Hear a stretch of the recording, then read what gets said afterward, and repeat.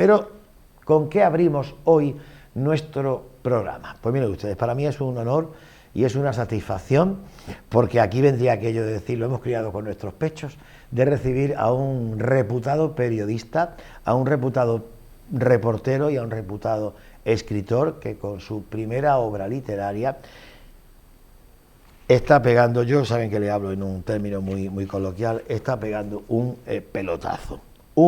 pelotazo. Y él se llama Ángel Martínez. Estuvo con nosotros haciendo prácticas antes de que le llegara el momento del estrellato aquí en esta casa. Ángel, buenas tardes. Buenas tardes. Dale mucho de verte. Igualmente. Ángel, le tengo que agradecer primero que ha venido aquí a esta su casa y luego que dentro de un ratito en la librería El Pequeño Cid va a presentar pues de una forma maravillosa el libro del que vamos a hablar ahora. Bueno, antes quiero saber sobre ti. ¿Qué es de tu vida? ¿Dónde andas? Pues ¿Por dónde te mueves? han pasado muchos veranos y muchos inviernos, como tú decías antes, Antonio.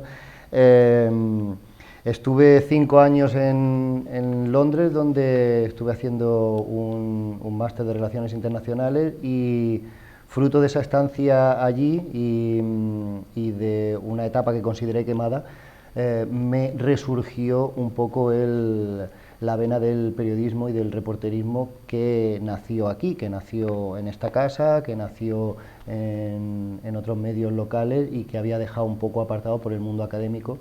Y aunque mi background, digamos, mis orígenes académicos estuviesen más centrados en la realidad social del norte de África, y mi interés estuviese puesto, digamos, en Latinoamérica, donde quería haber viajado, nos surgió un viaje a México, y por aquel entonces una vecina de Linares, amiga de toda la vida, viajaba a India, y yo me embarqué un poco en su viaje con 2 contactos en 2 medios de comunicación, uno internacional, Al Jazeera English, y otro español, El País, y los reportajes que hice desde India pues tuvieron cierto impacto y gustaron, y el viaje que iba a ser de 3 meses se convirtió en un viaje de 5 años. Pues ya fue una estancia profesional, ¿no? Sí, sí.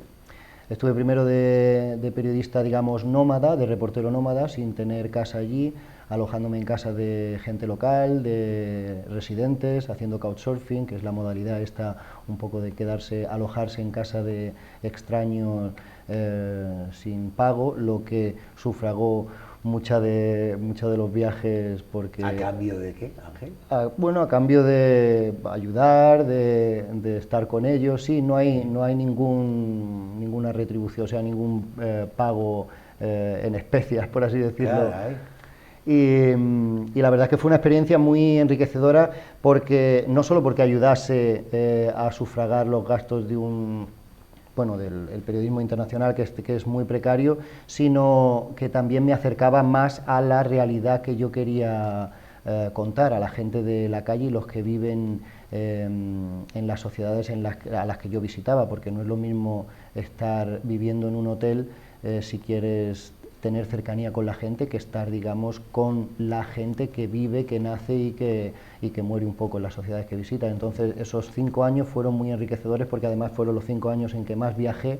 Estuve por Nepal, por India, el país que más visité, Sri Lanka, también Tailandia, Camboya, Vietnam, Filipinas e Indonesia.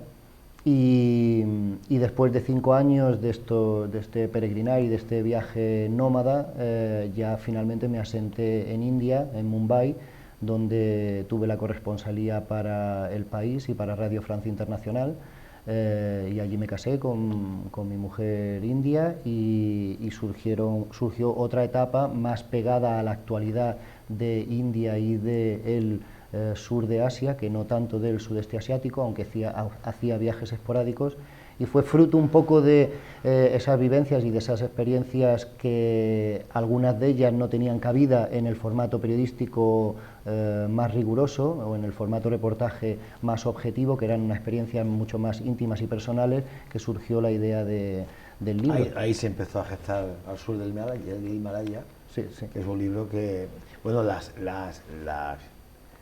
críticas, ahí están viendo la portada del libro, Crónicas Asiáticas, Digo, las críticas hasta ahora están siendo muy buenas, buenísimas. Se esperaba la presentación en Linares, lógicamente, porque es su tierra, ¿no? Aunque es muy nómada y andorrea por muchos sitios de este mundo. Pero bueno, digo, ahí empieza esa experiencia. India te engancha, supongo que te engancha India. Prueba de ello es que conoce a la mujer más maravillosa de toda India y se casa con ella. Claro, también ella es lista, inteligente, y dijo de Linares, surgió el amor y hubo compromiso. Pero quiero decir que India te llega a enganchar, ¿no? Sí, es un país difícil de digerir. Yo creo que también me enganchó porque mucha gente viaja a India enamorada o embaucada por diversos aspectos de la sociedad y de la cultura india, que no es todo el país, digamos, el yoga o la meditación o su comida, pero India es un país que es 5 veces España y que es más bien un subcontinente y que tiene mucha diversidad. Entonces, viajar, como fue mi caso, sin expectativas, no me creo frustraciones a posteriori. Yo viajé un poco desconocedor, bueno, un poco no, muy desconocedor de la realidad de allí, aunque luego me he enamorado del país porque me ha encantado la diversidad cultural que tienen. No hay, o sea, hay unas diferencias extremas entre las razas del norte del país y del sur, el color de la piel, el idioma, la religión que profesan y 100.000 otros factores que se palpan en el día a día, y es lo que embellece y lo que da riqueza a un país, y es eso lo que realmente me enamoró de allí. Sí. Y cuentas, Ángel, tus propias experiencias y también cuentas con testimonios de personas relevantes también, ¿no? En India. Sí, entrevisté... Bueno, en India y en cualquier otro país que ha visitado. Sí, en India, por ejemplo, entrevisté al bisnieto de Mahatma Gandhi, que fue el líder de la independencia y de la emancipación del subcontinente indio, no solo India, sino también lo que es ahora Pakistán y Bangladesh. Y además lo entrevisté a raíz de la publicación de un libro, porque siempre se están, como en cualquier otra sociedad, se están siempre revisando las figuras históricas del país para entenderlas o analizarlas en el contexto de la realidad actual, como ocurre en España también. Pero allí el problema es que, y es un poco lo que me entristece y el motivo de mi vuelta a España, es que el actual régimen político indio está utilizando esta diversidad de la que te hablaba anteriormente, la diversidad religiosa, que es una riqueza de un país, como cualquier otra diversidad, la está utilizando para subrayar la división entre las diferentes comunidades. Es decir, en vez de algo que era una virtud histórica de un país tan diverso como India, que tiene un 75% de la población que son devotos hindúes, otro 15% que son musulmanes, un 2% cristianos, otro 2% sijes, están también los jainitas. Quiero decir que tiene un crisol tan rico de religiones que no tiene ningún parangón en Europa, donde todos somos cristianos, ya sea católicos, protestantes, ortodoxos y demás. Allí lo están explotando para enfrentar a estas sociedades, que fue lo contrario al espíritu de Gandhi y el espíritu que dio lugar al nacimiento de India como un país secular y que aceptaba a todas las religiones, al contrario que sus vecinos Pakistán y Bangladesh, que son países hechos para una sola religión. ¿Es un régimen dictatorial el que hay ahora mismo en India, o no llega a ser? No llega a serlo, sí que es una democracia de pleno derecho, pero sí que... sí, pero actitudes como esta, de alguna manera, deja mucho que desear, ¿no? En un gobierno. Sí, desgraciadamente sí. Es un poco la tónica que se ve a nivel internacional también, donde los políticos, en vez de, o las administraciones públicas, en vez de intentar aprovechar o cultivar la riqueza de un país y la diversidad, la utilizan para enfrentar a sus gentes por ir a este o aquel caladero de votos. Pero sí. Y al sur del Himalaya se centra mucho en la India, también en otros países. ¿En qué formato está escrito? Quiero decir, ¿es un viaje cultural al que nos lleva el autor, en este caso tú? los testimonios que aportan, quiero decir, porque son todos testimonios que van en una misma línea, con una misma línea de opinión, o... No, no necesariamente. El reto del libro también era intentar, por una parte, bueno, contar las vivencias y las experiencias que tuve como reportero cubriendo, porque muchas de las historias que se cuentan en el libro, el viaje que dio lugar a esas historias estuvo motivado por reportajes periodísticos, pero la idea no era escribir o reescribir los reportajes que ya se publicaron anteriormente, sino quitarle un poco a esos reportajes la capa de información estadística y de entrevistas a expertos y quedarse un poco con lo importante, la pulpa de la fruta, por así decirlo.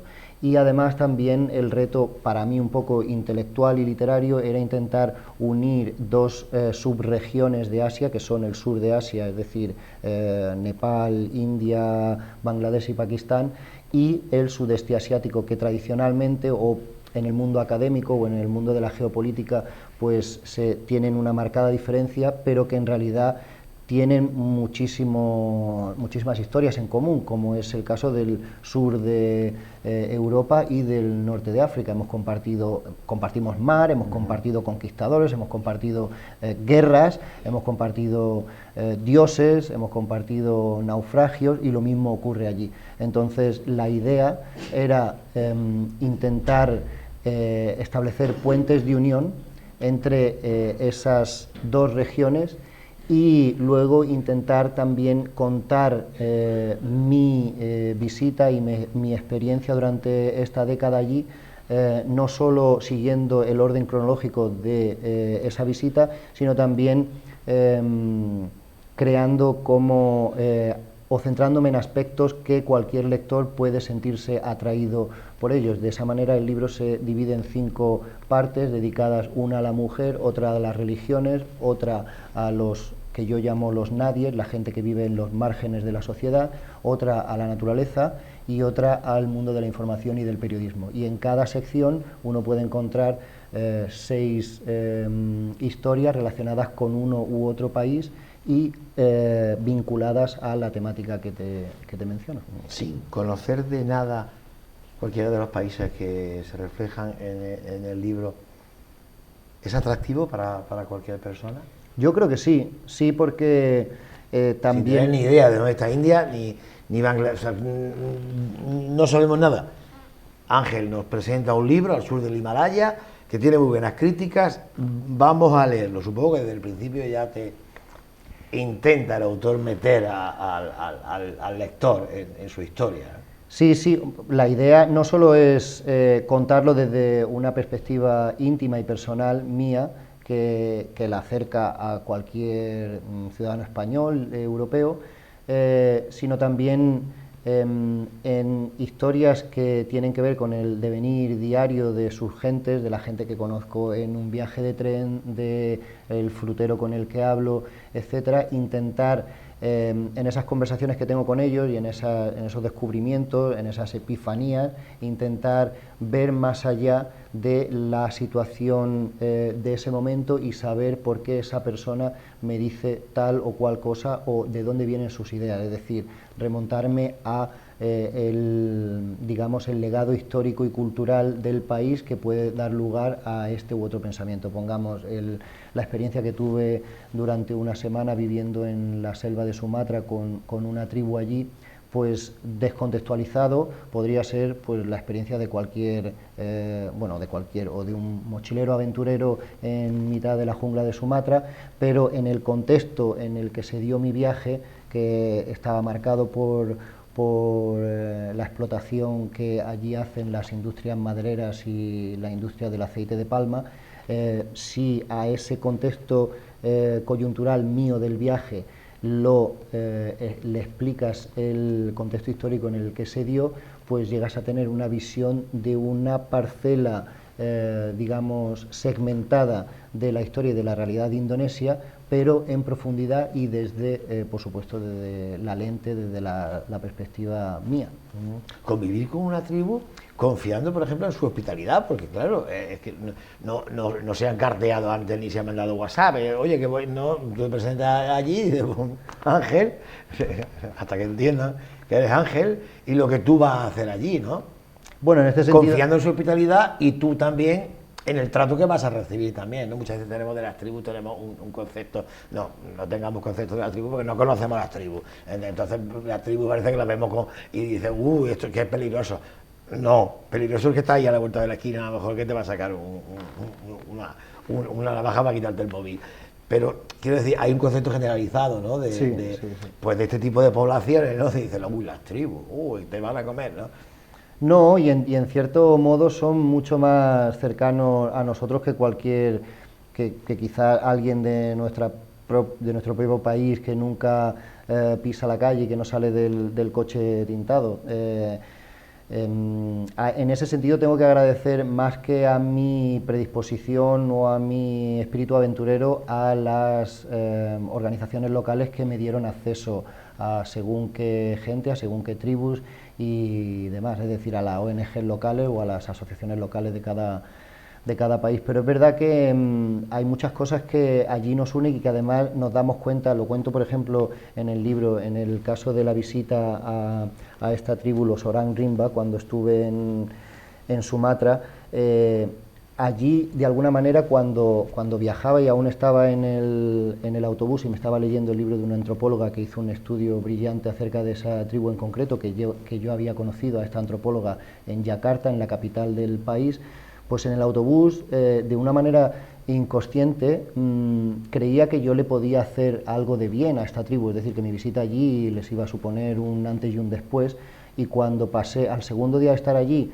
y con hambre todo el equipo y tal, ellos pararon las motos y las bicis en mitad de la jungla y se pusieron a pescar de la manera más natural del mundo, cogiendo una resina que envenena a los peces pero que no es dañina ni tóxica para los seres humanos y cogiendo todos los peces, pescándolos con sus propias redes de pesca para que pudiésemos comer allí todo. Y entonces allí me di cuenta yo de lo poco que sirve mi supuesto conocimiento relevante o trascendental en según qué circunstancias, de lo necesitado que yo estaba de ellos en vez de ellos de mí. Y me di cuenta de lo equivocado que estaba cuando iba de camino allí. Y del mundo occidental, que ya que hablamos de las tribus, del mundo occidental, ¿qué opinión tienen las tribus? Porque, no sé, se nos puede pasar por la imaginación, pues de que bueno, ellos están aislados, no conocen nada.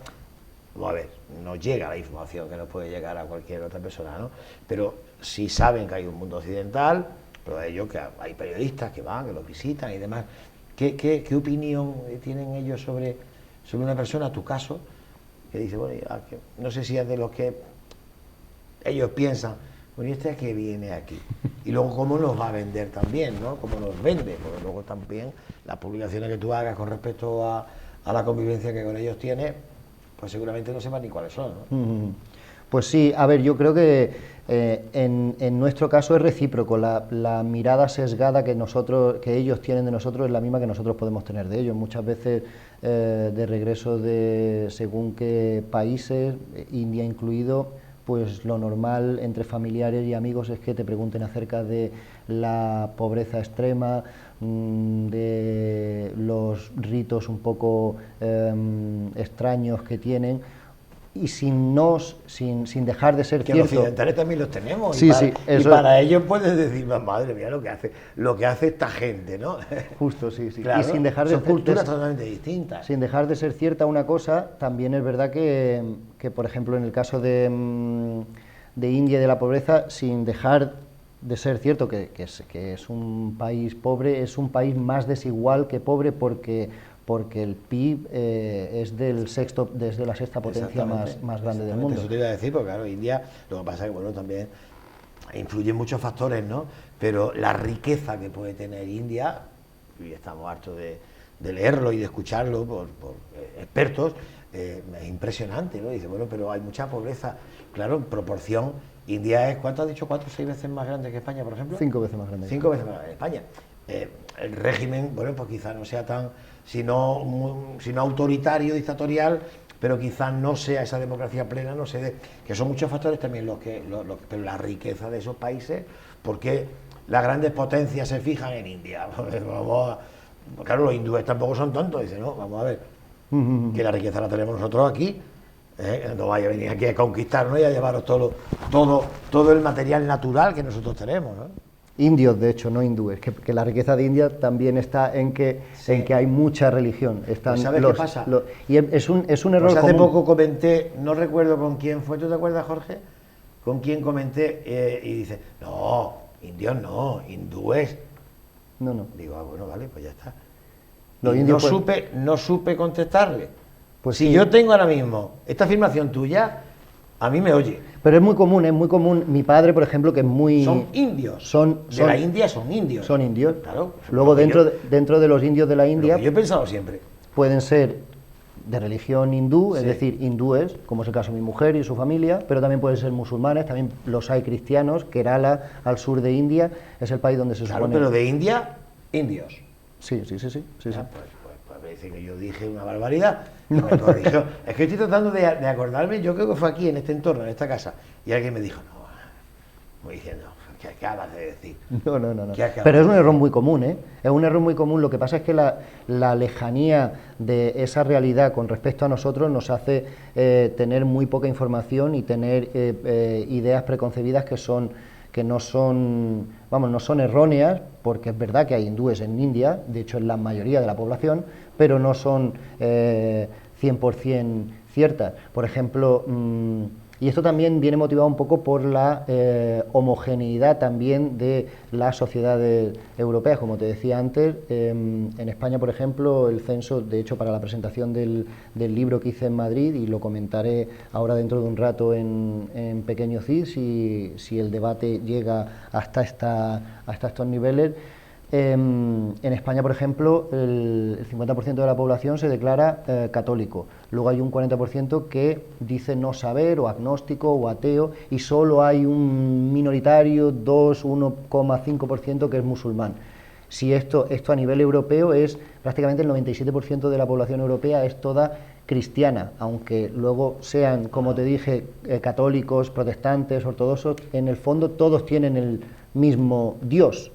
Mientras que en India tiene esta diversidad y este crisol de religiones y de dioses y de creencias, que es por eso por lo que desde nuestra perspectiva es difícil, porque estamos acostumbrados a considerar a las poblaciones y a los estados-nación de una religión solo, mientras que allí es muy común, no solo en India. India es como el mayor ejemplo, pero también sucede en Sri Lanka, donde son mayoritariamente budistas, pero también hay hindúes y también hay cristianos. Quiero decir que por eso también, por esta idea preconcebida que es normal, porque nosotros nos hemos criado en este tipo de sociedades, de ahí que nosotros asociemos una raza a una nacionalidad, a una religión, cuando pues es el ejemplo más cercano y que a lo mejor nosotros estamos más acostumbrados es, por ejemplo, el de los judíos. Se puede ser judío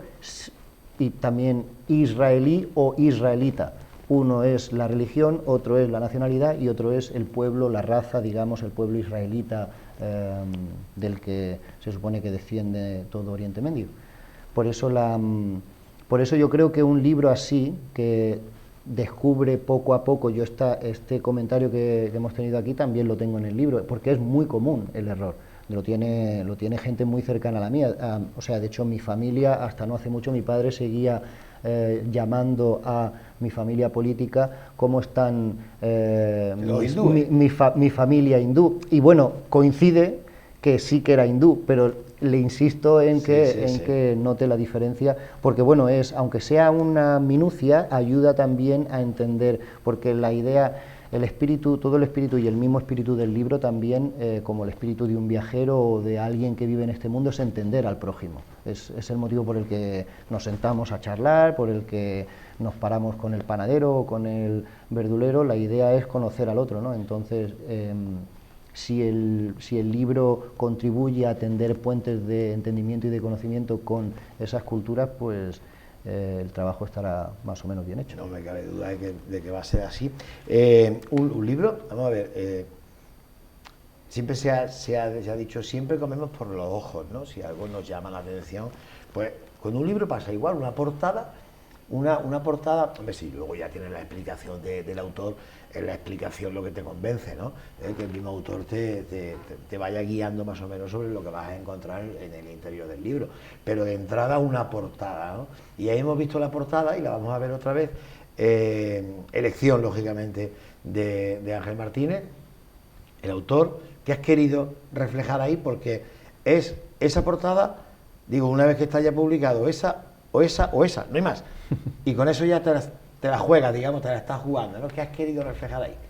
Bueno, es una portada, me trae unos recuerdos muy bonitos, es muy simbólica la portada. La portada del libro estaba elegida antes que el título, pero es verdad que ahora aún más refleja el título. Es un viaje que hice por el Himalaya nepalí, subí muy cerca del Dhaulagiri, que es el sexto pico más alto del planeta, y camino de la zona que estaba visitando me encontré a estos dos niños. La niña me está haciendo a la cámara el saludo Namaste, que es el saludo con el que reciben y se despiden las comunidades del sur del Himalaya, es decir, del... Ese gesto estamos habituados a verlo en bueno, cualquier reportaje, cualquier película incluso, ¿no? Ese gesto así de... Y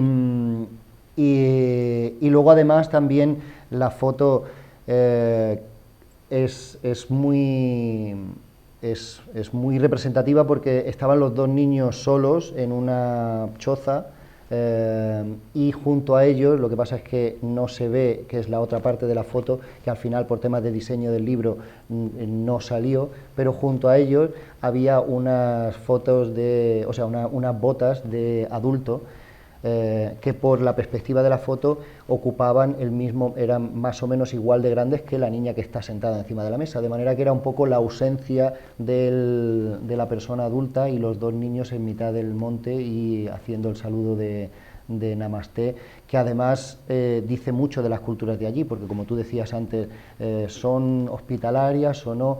La hospitalidad es uno de las señas distintivas del sur de Asia. Luego, obviamente, hay ciudadanos y personas como en todas partes, pero normalmente... Como aquí, en todos sitios. Normalmente, y además mi viaje es el ejemplo vivo de que son hospitalarios. Yo prácticamente durante 5 años estuve viajando, como te comentaba, haciendo couchsurfing y quedándome en casa de gente local y residentes, de manera que... Y nunca tuve un problema con ellos. De hecho, creo que tuve más roces y problemas cuando estuve en localizaciones de albergues o hoteles con otros viajeros que con gente regional, porque son muy hospitalarios.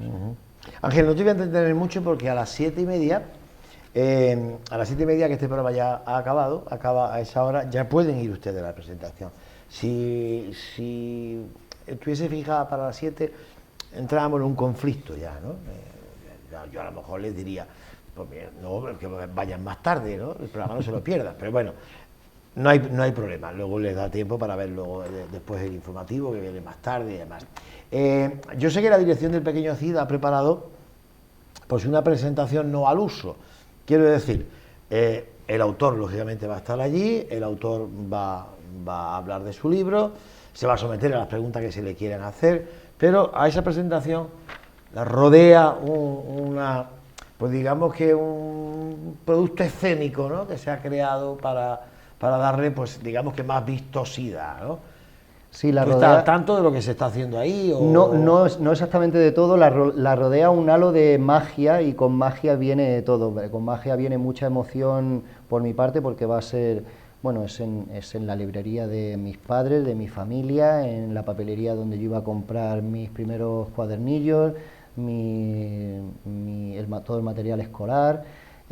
También muy familiar porque va a haber colaboraciones de amigos que son prácticamente mi familia aquí en Linares, donde ya no tengo a mi familia, mis padres se fueron de aquí, pero son amigos que pertenecen al grupo La Cuerda y que van a hacer una lectura teatralizada, una representación especial, una adaptación del primero de los capítulos del libro, sobre mi primera visita a India, en el que estuve en uno de los burdeles de los barrios rojos más grandes de Asia, y luego también muy especial porque de alguna manera se ha involucrado todo lo que o están participando del evento, mucha gente que forma parte y formó parte de mi infancia y de mi adolescencia.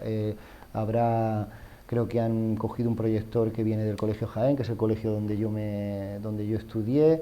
Han preparado una escenografía especial reproduciendo en pintura una de las fotos que forma parte del libro, que el libro, en mitad del libro hay como 32 páginas de fotos tomadas por mí, que te ayudan un poco a entender, a comprender más el texto, a darle color al texto escrito.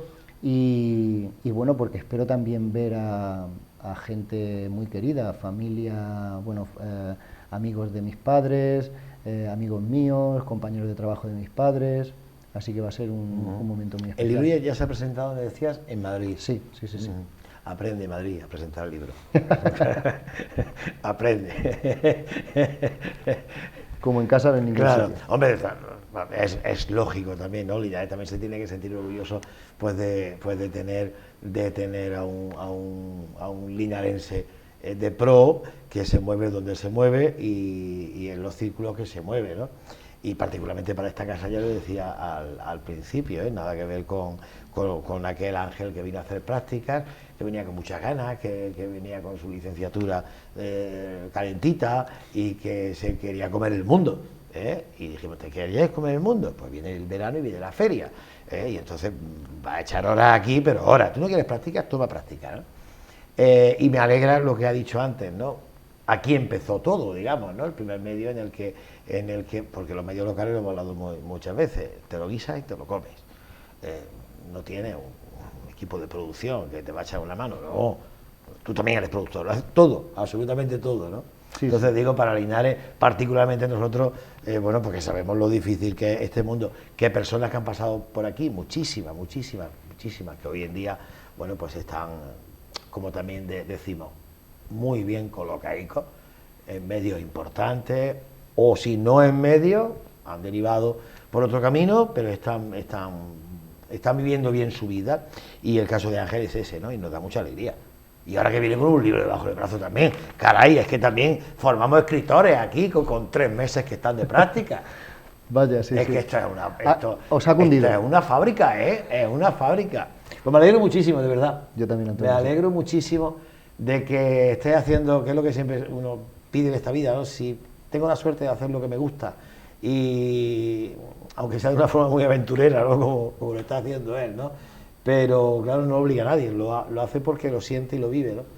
Y eso es muy importante, y dar también la oportunidad a la gente, al lector, pues de que conozca más pues todos esos territorios de los que oímos hablar, o bien en una película, o bien, pues fíjense, para mí siempre han sido indios, y vino el listo, que no me acuerdo quién es, y me dijo, bueno, como diciendo, ¿qué acaba de decir? Me tengo que acordar quién era, ¿eh? eso no me va a dejar dormir a mí. Ángel, que lo he dicho, que muchas gracias. Gracias a ti. Mucha suerte. Gracias. ¿Establecido ahora dónde? ¿En Madrid? En Madrid, por lo pronto, estamos... Pero los que tenéis culillo y de mal asiento, que sí. Se dice culillo y de mal asiento, culillo inquieto. Eso va a hacer que te quedes poco tiempo en Madrid, ¿no? Bueno, no lo sé. A ver, la idea es asentarme un poco y estabilizarme de alguna manera. Han sido muchos Echa años... formalidad ya, ¿no? Sí, sí. Echa formalidad, claro, dirá. Asentar la cabeza. Tu padre dirá, echa ya formalidad, Ángel. Sí, sí. Tantos viajes, ¿no te has movido ya bastante, hijo? Eso dice sobre todo mi madre, sí. Bueno, pues el libro, ¿dónde se puede encontrar?